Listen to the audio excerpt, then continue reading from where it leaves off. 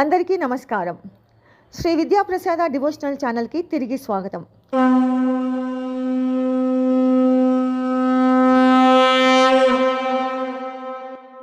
వైశాఖ పురాణం 23వ అధ్యాయము. కిరాతకుని పూర్వజన్మ. నారదుడు అంబరీషునితో వైశాఖ మహిమను ఇట్లు వివరించుచున్నాడు. శృతదేవుడు శృతకీర్తి మహారాజునకు శంఖ కిరాతకుల వృత్తాంతమును ఇట్లు వివరించెను. కిరాతకుడు శంకునితో ఇట్లనెను: మహాముని, దుష్టుడనగు నేను పాపినైనను నీ చేత అనుగ్రహింపబడితిని. మహాత్ములు సజ్జనులు సహజముగానే దయాస్వభావులు కదా. నీచమైన కిరాతకులమును పుట్టిన పాపినగు నేనెక్కడా? నాకిట్టి పుణ్యాసక్తి గల బుద్ధి కలుగుట ఏమి? ఇట్టి ఆశ్చర్య పరిణామమునకు మహాత్ములగు మీ అనుగ్రహమే కారణమని అనుకొనుచున్నాను. సజ్జనులను పాపములను కలిగించు హింసాబుద్ధి నాకు మరల కలుగకుండా చూడుము. సజ్జనుల తోడి సాంగత్యము దుఃఖమును కలిగింపదు కదా. ఉత్తముడా, నేను నీకు శిష్యుడనైతిని. నన్ను నీ దయకు పాత్రుని చేసి అనుగ్రహింపుము. నా యందు దయను చూపుము. జ్ఞాని, పాపములను పోగొట్టి మంచి మాటలను చెప్పి నాకు తెలివిని కలిగించుము.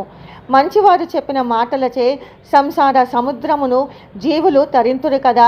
సమచిత్తులు భూతదయ కలవారగు సజ్జనులకు హీనుడు ఉత్తముడు తనవాడు పరుడు అను భేదము ఉండదు కదా. ఏకాగ్రతతో చిత్తశుద్ధిని పొందుటకై అడిగిన వారు పాపాత్ములైనను దుష్టులనైనను చెప్పుదురు కదా. గంగానది జీవుల పాపములను పోగొట్టు స్వభావము కలిగినది. అలాగే సజ్జనులు మందబుద్ధులను తరింపజేయు స్వభావము కలవారు కదా. దయాశాలి సజ్జనుడా, నాకు జ్ఞానమును కలిగించుటకు సందేహింపకము. నీ సాంగత్యమునంది నీకు విధేయుడనగుట వలన, నిన్ను సేవింపగోరుట వలన నాపై దయజూపుము అని కిరాతకుడు బహువిధముల శంకుని ప్రార్థించెను. శంకుడును కిరాతుని మాటలను విని మరింత ఆశ్చర్యపడెను. ఇది అంతయును వైశాఖ మహిమ అని తలచెను. కిరాతుని సంకల్పమునకు మెచ్చి ఇట్లనెను: కిరాతుడా, నీవు శుభమును గోరుచో సంసార సముద్రమును దాటించునట్టి విష్ణు ప్రీతికరములగు వైశాఖ ధర్మములు ఆచరింపుము. ఈ ఎండ నాకు మిక్కిలి బాధను కలిగించుచున్నది. ఇచ్చట నీరు నీడ లేవు. నేను ఇచ్చట ఉండలేకుంటుని. కావున నీడ కలిగిన ప్రదేశమునకు పోవుదము. అచ్చటకు పోయి నీటిని త్రాగి నీడయందుండి సర్వపాపక నాశకమైన విష్ణు ప్రియకరమైన వైశాఖ మహిమను నేను చూచిన దానిని విన్న దానిని నీకు వివరింతును అని పలికెను. అప్పుడు కిరాతుడు శంకునకు నమస్కరించి, స్వామి, ఇచ్చటకు కొలది దూరమున స్వచ్ఛమైన నీరున్న సరస్సు కలదు. అచట మిగుల మగ్గిన వెలగ పండ్లతో నిండిన వెలగ చెట్లు ఎండియో ఉన్నవి. అచట నీకు మిక్కిలి సంతృప్తిగా ఉండును. అచటకు పోవుదము రమ్మని శంకుని అచటకు కొనిపోయెను. శంకుడును కిరాతునితో కలిసి వెళ్ళి అచట మనోహరముగా సరస్సును చూచెను. ఆ సరస్సు కొంగలు హంసలు మున్నగు జలపక్షులతో కూడి ఉండెను. వెదురు చెట్ల గాలి తమలో ప్రవేశించుటచే మనోహర ధ్వనులను పుట్టించుచుండును. పుష్పములున్న లతా వృక్షము ఎక్కువగా ఉండుటచే తుమ్మెదలు వాలి మధుర ధ్వనులను చేయుచుండెను. తాబేళ్లు చేపలు మున్నగు జల ప్రాణులతో ఆ సరస్సు కూడి ఉండెను.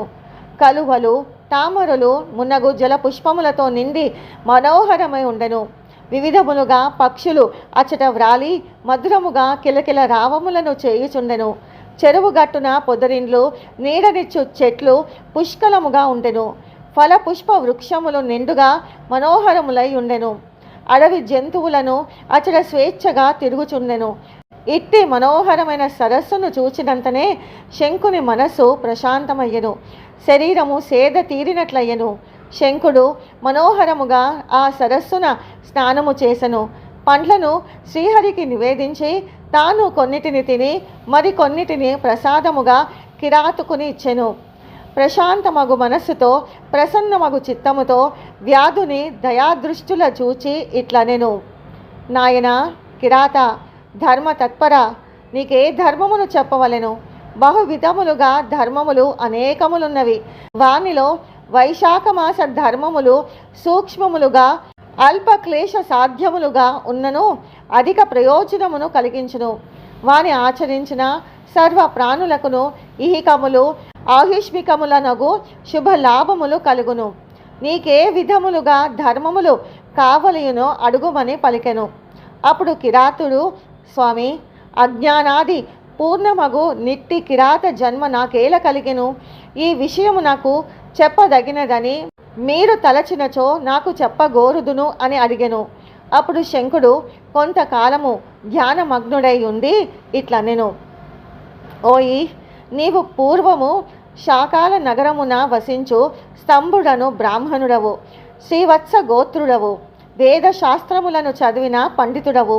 నీ భార్య పేరు కాంతిమతి. ఆమె సుందరి, ఉత్తమురాలు, పతివ్రత. కానీ నీవు ఒక వేశ్యయందు మనసు పడి ఆచారాదులను విడిచి శూద్రుని వలె ఆచారహీనుడవై ఆ వేశ్యతో కాలమును గడుపుచుంటివి. సుగుణవతి అగు నీ భార్యయు నీకును ఆ వేశ్యకును సేవలు చేయుచు మిక్కిలి పతిభక్తితో ఉండెడిది. ఆమె నీకును నీవుంచుకున్న వేశ్యకును అనేక విధములుగా సేవలను ఓర్పుగా శాంతముగా చేసెడిది. ఆమె మనసులో బాధపడుచున్నను పతివ్రత అగుటచే భర్తకు ఇష్టురాలగు ఆ వేశ్యకును బహు విధములుగా పరిచర్యలను చేయుచుండెను. ఈ విధముగా చాలా కాలము గడిచినది. ఓయి కిరాత, ఒకనాడు నీవు బ్రాహ్మణులు భుజించిన ఆహారమును విడిచి శూద్ర సమ్మతమగు గేదె పెరుగు, ముల్లంగి దుంపలు, నువ్వులు, అనుములు కలిసిన మాంసాహారమును భుజించితివి. అనుచిత్తమైన ఆహారము వలన నీకు అనారోగ్యము కలిగెను.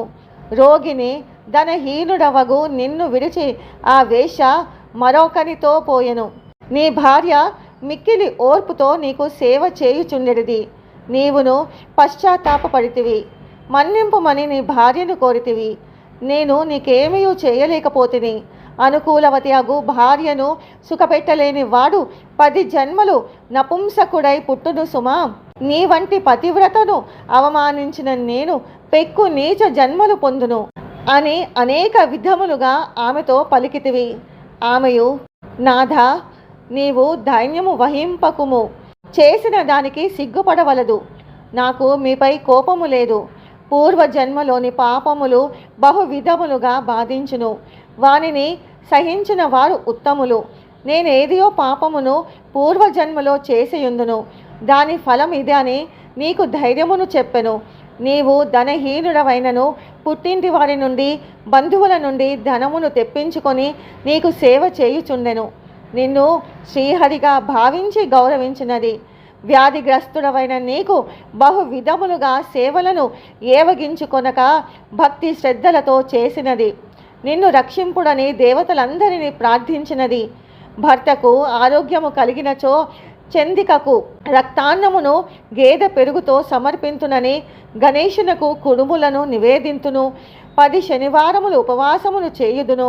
మధురాహారమును, నేతిని, అలంకారములను, తైలాభ్యంగములను మానుదును అని బహు విధములుగా చాలామంది దేవతలకు మొక్కుకెనను. ఒకనాడు దేవలుడను ముని సాయం సమయమున ఆమె ఇంటికి వచ్చెను. అప్పుడు ఆమె, నీతో వైద్యము చేయుటకు వైద్యుడు వచ్చనని చెప్పెను. సద్బ్రాహ్మణుడగు అతిథిని పూజించినచో నీకు మంచి కలుగునని ఆమె తలచెను. నీకు ధర్మ కార్యములనిన ఇష్టము లేకపోవుటచే ఆమె నీకు వానిని వైద్యుడని చెప్పెను. అట్లు వచ్చిన మునికి నీ చేత ఆమె పానకము ఇప్పించెను. నీ అనుజ్ఞతతో తానును ఇచ్చెను. మరుసటి ఉదయమున దేవలముని తన దారిన తాను పోయెను. నీకు శ్లేషము పెరిగి వ్యాధి ప్రకోపించినది. మందును నీటిలో వేయుచున్న నీ భార్య వ్రేలిని కొరికితివి. రోగము పెరిగి చివరకు నీవు మృతి పొందితివి. నీవు మరణించుచు నిన్ను విడిచిపోయిన వేషను పలుమార్లు తలుచుకొంటివి. కానీ ఇన్ని పరిచర్యలు చేసిన భార్యను మాత్రము తలుచుకొనలేదు.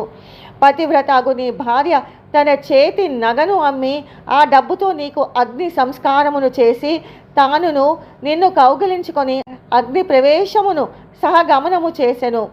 నీతో సహగమనము చేసిన నీ భార్య పతివ్రత అగుటచే విష్ణులోకమును చేరెను. ఆమె వైశాఖమున దేవలునకు పానకము ఇచ్చుట వలన, దేవలుని పాదములను కడుగుట వలన ఆమెకు శ్రీహరి సాన్నిధ్యము కలిగెను. నీవు మరణ సమయమున నీచురాలగు వేషను తలుచుటచే క్రూరమగు కిరాత జన్మము నందితివి. వైశాఖమున దేవలునికి వైద్యుడనుకొనియు పానకమిచ్చుటచే ఇప్పుడు నన్ను వైశాఖ ధర్మములు అడుగు వలెనను మంచి బుద్ధి కలిగినది. దేవుని పాదములు కడిగిన నీటిని శిరమున చల్లుకొనుటచే నీకు నాతో నీ విధముగా సాంగత్యము చేయు అవకాశము కలిగినది.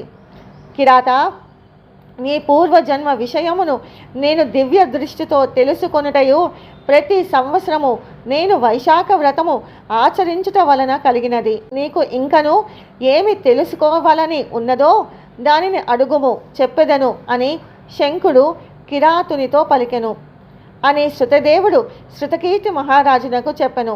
ఈ కథను నారదుడు అంబరీషునకు చెప్పెను. వైశాఖ పురాణం 23వ అధ్యాయము సంపూర్ణం. ఓం నమో నారాయణాయ. ఓం నమ శివాయ. జై శ్రీరామ. స్వస్తి.